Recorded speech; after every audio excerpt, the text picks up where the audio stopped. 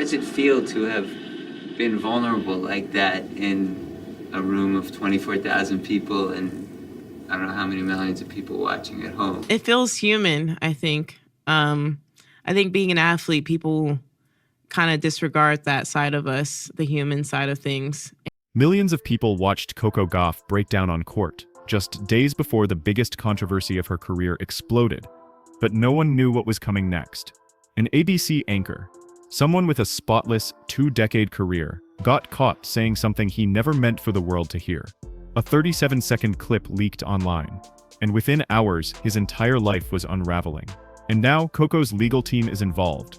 Papers are being filed, and the whole situation is spiraling into a debate nobody expected. And, people say so many things like, number 3 in the world and you're doing this or you're playing like this and you should be better and things like that. But like at the end of the day, like I feel like I've already, if I stopped and didn't pick up a racket tomorrow, I've had a career that so many people would dream of. But I think I just showed people what it's like to be a human, and I have bad days, but I think it's more about how you get up after those bad moments and how you show up after that. And I think today I showed that I can get up after feeling the worst I've ever felt on the court. Should an athlete take someone to court for a private comment? Or did this anchor finally cross a line that needed to be checked? Ethan Price wasn't just another newsroom face.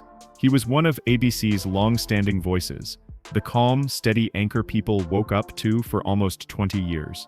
He'd covered elections, natural disasters, historic moments, all without ever slipping up.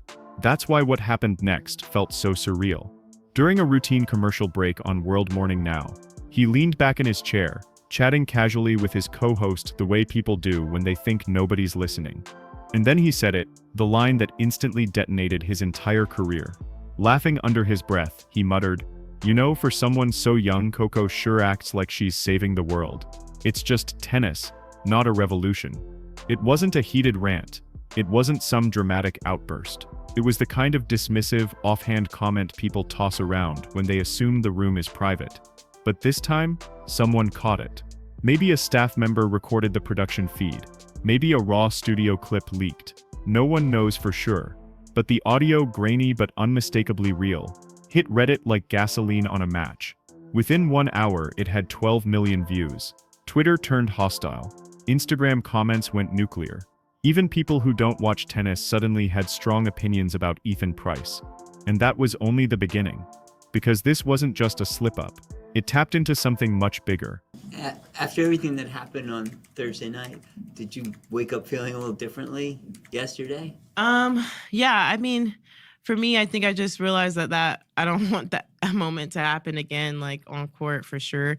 And I'm not someone who I don't want to show weakness in moments, but after the match, I was thinking maybe it's not a weakness. It's just showing the things that happen in my head and not keeping it inside to the point where I can't play. But I felt with a new perspective, seeing how the support I've gotten since that moment, just seeing how proud of people are of me, regardless of how I do here. So today I felt a lot lighter going on court, and I hope to continue feeling that lightweight for the rest of the time here. The moment that clip started circulating, it became clear this wasn't just about a careless comment. Coco isn't simply a rising tennis star. She's become a voice for her generation. Someone who speaks up about issues that matter far beyond the court. So when Ethan dismissed her as if she were an overly dramatic teenager, acting like she's saving the world, people took it personally. To them, it wasn't just disrespectful. It was a reminder of how often young women, especially young Black women, get talked down to when they dare to use their platform for something bigger than sports. What are your thoughts about that overall? Yeah, I'm trying to be positive. After the match, I definitely was struggling in the locker room. I don't like losing, and I think for me the main thing, I'm sure my team and everyone's gonna tell me you did well at Roland Garros. Don't Within hours, major athletes jumped in. LeBron James tweeted support. Serena Williams posted fire emojis with Coco's photo. Comment sections filled with people calling Ethan out for minimizing someone who had worked her entire life to be where she is. Networks, sponsors, fans.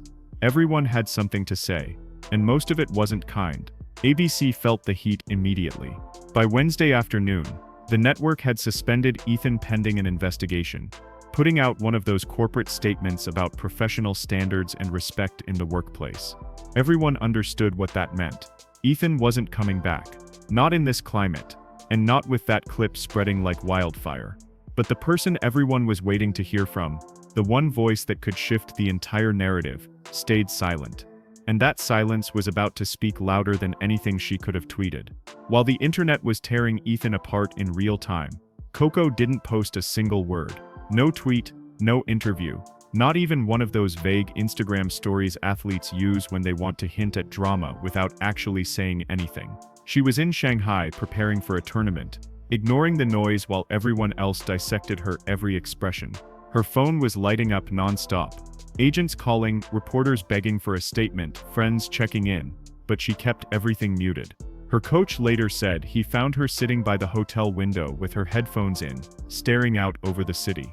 When he quietly asked if she was okay, and whether she wanted to respond to the controversy, Coco picked up her phone, looked at the millions of notifications, and said something that instantly became legendary. "Not yet. The court will be my reply." That line changed everything. Fans screenshotted it, reposted it, turned it into artwork. It didn't sound angry. It didn't sound shaken. It sounded like a young woman who knew exactly who she was, and exactly how she wanted to answer the disrespect sent her way. She didn't need a press release. She didn't need to clap back online. Coco was about to let her game do the talking, and the world had no idea how loud that reply was going to be. When Coco stepped onto the court in Wuhan for her semi-final match, the entire atmosphere felt different. The crowd wasn't just excited for tennis. They were waiting to see how she would respond to the storm swirling around her. Cameras zoomed in on her face. Commentators stumbled between analysis and gossip, and social media was full of people tuning in just to see whether she looked rattled. She didn't flinch. From the very first point, Coco played with a level of focus and intensity that left everyone stunned. She wasn't just hitting winners. She was unloading every ounce of frustration, dismissal, and pressure into each shot. Her serves came in heavier. Her movement was sharper. Every racket swing looked like its own message. In just 78 minutes, she crushed her opponent 6-2 and 6-3, barely giving up a handful of games. Fans in the arena started chanting her name. Even her opponent was clapping after some of Coco's shots, because they were that clean, that precise, that undeniable. What should have been a routine semi-final suddenly felt like a public declaration.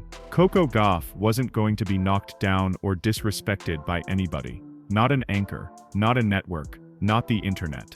Analysts called it the most emotionally charged match of her career. Fans called it a masterclass. But to Coco, it was exactly what she promised, her reply. What no one knew was that while she was winning on the court, her legal team was quietly preparing something even bigger. While the world was replaying her dominant match, Coco's legal team was working behind the scenes with a completely different type of intensity. Most people assumed the story would end with a suspension, a public apology, and maybe a few days of bad headlines. But Coco wasn't letting this slide with a hashtag and a press statement. Her lawyers began assembling a case almost immediately, digging into how Ethan's comments could be classified legally, not just as rude or dismissive, but as harmful. They weren't building a lawsuit about money. They were building a lawsuit about accountability. Ethan wasn't just some random internet commenter. He was a national news anchor. His voice carried influence. His platform carried weight. And dismissing a young black woman's accomplishments and activism on a national stage, whether intentional or not, created a ripple effect far beyond a single conversation in a commercial break. Her lawyers explored multiple angles: defamation, disparagement, damage to public image, and the larger pattern of how young female athletes are treated when they speak up. They framed it not as one mistake, but as part of a long-standing issue in sports coverage. And when the lawsuit was finally filed, it didn't name a dollar amount. Instead, it demanded acknowledgement of harm, public responsibility, and concrete steps to prevent this from happening again. ABC suddenly found itself in a corner. If they settled quickly, they looked guilty. If they fought it, they dragged their network through a long, ugly public battle that sponsors had zero interest in touching. Either path was dangerous. Meanwhile, Ethan Price, whose career had already evaporated, was realizing something even worse. he might end up carrying the financial fallout himself, and that's when his world truly began to collapse. As the lawsuit gained traction, Ethan Price went from being a respected morning news anchor to one of the most criticized men on the internet. His employers weren't defending him, his colleagues weren't speaking up, and his lawyers were panicking. Within days, every one of his social media accounts vanished. Years of tweets, posts, and professional updates were wiped clean. Even his LinkedIn was stripped down to almost nothing. It looked less like a cleanup, and more like a man trying to erase his entire digital footprint. Behind the scenes, the situation was even worse. Ethan's first legal team reportedly advised him to apologize publicly and settle fast.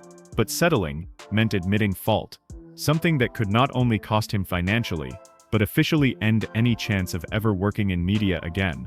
If he didn't settle, he'd have to fight a lawsuit backed by one of the most popular athletes in the world, backed by public opinion, and backed by sponsors who were loudly supporting Coco. And ABC? They were quietly distancing themselves. Executives stopped returning his calls. Internal emails got colder. He could practically feel the network preparing to let him take the blame alone. If ABC threw him under the bus, as many insiders expected, Ethan might be personally responsible for the damages. His reputation, his pension, and 2 decades of work were suddenly hanging by a thread. The worst part? Ethan still didn't fully grasp why people were so angry. By all accounts, he thought it was just a private joke, the kind of dismissive comment he'd probably made 100 times without consequence. But that was the real problem. This wasn't an isolated slip, it was a glimpse into a mindset that athletes like Coco had dealt with for years, and now the world was finally pushing back. The reaction to Coco's lawsuit wasn't just supportive, it was overwhelming. Thousands of young athletes, especially young women, said they had experienced the same kind of dismissal. Hashtags exploded across social media. Fans weren't just defending Coco, they were pointing out the larger issue her case highlighted. It wasn't only about a single comment. It was about a pattern that had existed for decades in sports media. Sponsors noticed. Brands that had been watching from the sidelines suddenly wanted to align themselves with Coco. Companies renewed deals with bigger offers, and new partnerships rolled in from organizations eager to support someone standing up for fairness and respect. Coco wasn't just winning matches, she was becoming a cultural force. Legal experts started debating the case on talk shows. Some argued that a network anchor should absolutely be held accountable for professional misconduct, even during a commercial break. Others warned that punishing someone for off-air comments could be a slippery slope. But almost everyone agreed on one thing: the world had changed. People expected more empathy, more awareness, and more responsibility from public figures than ever before. It became clear that the lawsuit had become something much bigger than a dispute between Coco and an anchor. It was shaping a new expectation of how athletes should be treated. Younger audiences especially were tired of seeing women in sports minimized, mocked, or told to stick to the game. They wanted accountability, they wanted respect, and they wanted consequences when someone crossed that line. But the biggest shift was yet to come. A year after the controversy first erupted, Coco stepped onto a completely different kind of stage, the United Nations Youth Forum. Instead of a racket in her hand, she carried notes about activism, responsibility, and the power of using your voice. Diplomats, students, and world leaders filled the room as she spoke about what it means to stand for something, even when it's uncomfortable. She talked about how nothing is just anything when millions of young people are watching. Not just sports, not just opinions, and certainly not just disrespect. When she finished, the entire room rose to their feet. It wasn't applause for a tennis champion, it was recognition of a young woman who refused to be minimized and turned the most disrespectful moment of her public life into a platform for something greater. Ethan Price's comment, meant to belittle her, ended up elevating her far beyond what even her supporters imagined. As for Ethan, his career never recovered. The lawsuit's results were sealed behind closed doors, but insiders claimed he faced severe financial and professional consequences. ABC settled quietly, sponsors distanced themselves permanently, and Ethan all but disappeared from the public eye. One careless comment cost him everything. Coco, on the other hand, emerged stronger, more respected, and more influential than ever. She wasn't remembered for the moment she felt vulnerable on court. She was remembered for how she rose after it. She proved that athletes don't have to swallow disrespect or pretend it doesn't matter. They can set boundaries, they can demand accountability, they can change the conversation entirely. So now I want to hear from you. Should athletes take legal action when someone disrespects them publicly? Or did Coco push the line in a bold new direction? Drop your thoughts in the comments. Hit that like button if this story surprised you, and subscribe for more stories of athletes who refuse to stay silent.